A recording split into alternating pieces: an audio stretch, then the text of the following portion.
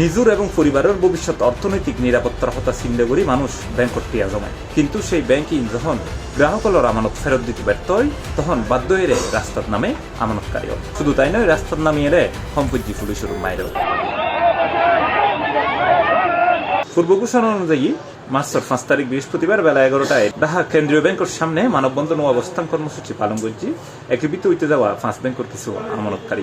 এক পর্যায়ে তারা শাপলা চত্বরের প্রধান সড়ক অবরোধ করলে জলকামান ব্যবহার করে সরাই দেয় আইন শৃঙ্খলা বাহিনী। এই সময় কয়েকজনের আটক করতে দেখা গেছে।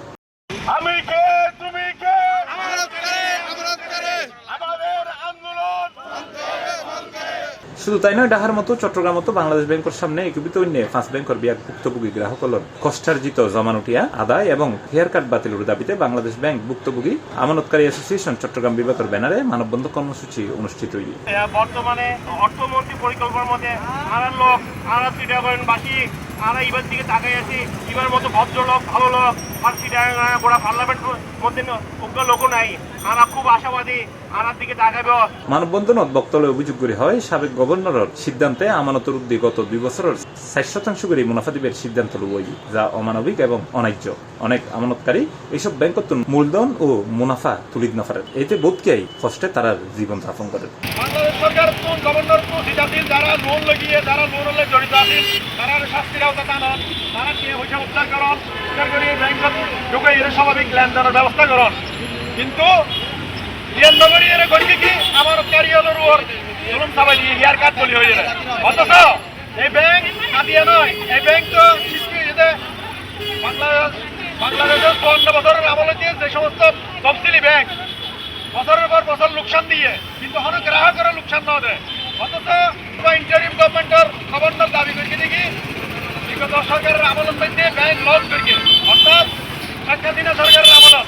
তো শেখ হাসিনা সরকারের 17 বছর ব্যাংক চালাইয়ে ব্যাংকের লস হলে কিন্তু হন গ্রাহকের লস না দেয়। আর ক্ষতিগ্রস্ত না হয় শেখ হাসিনার আমলত, শেখ হাসিনা বেশি করল আর ক্ষতিগ্রস্ত না হয়।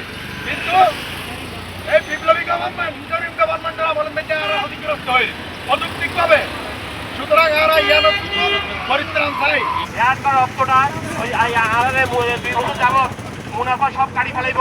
আমরা ফ্যাংশন হোল্ডারের লোক আছে অনেকে ইবাদি সংসার চলে, এবারে টিয়া পয়সা খাই ফেলাইয়ে এখন এবার টিয়া ন দিব। এবার 20 লাখ টাকা থাকলে 5 লাখ টাকা দিয়ে দিব, 5 লাখ টাকা গাড়ি ফেলাইব। ইদের কেন চলিব, সংসার কেন চলিব। একীভূত করা ব্যাংক ফার্স্ট সিকিউরিটি ইসলামী ব্যাংক, গ্লোবাল ইসলামী ব্যাংক, সোশ্যাল ইসলামী ব্যাংক, ইউনিয়ন ব্যাংক এবং এক্সিম ব্যাংক, এই 5 ব্যাংকের সমন্বয়ে সম্মিলিত ইসলামী ব্যাংক গঠন করা হয়। এই ব্যাংকের আমানতকারীও তারা টিয়া তুলিত নাফারি দীর্ঘদিন ধরে নানান কর্মসূচি পালন করিয়ে।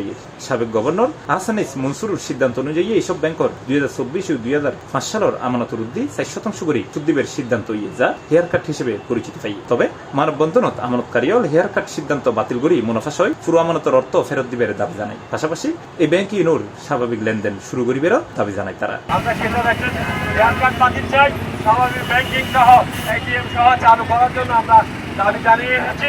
তবে একটা আমাদেরকে মনে রাখতে হবে, দাবি আদায়ের পথ হলো ঢাকায়।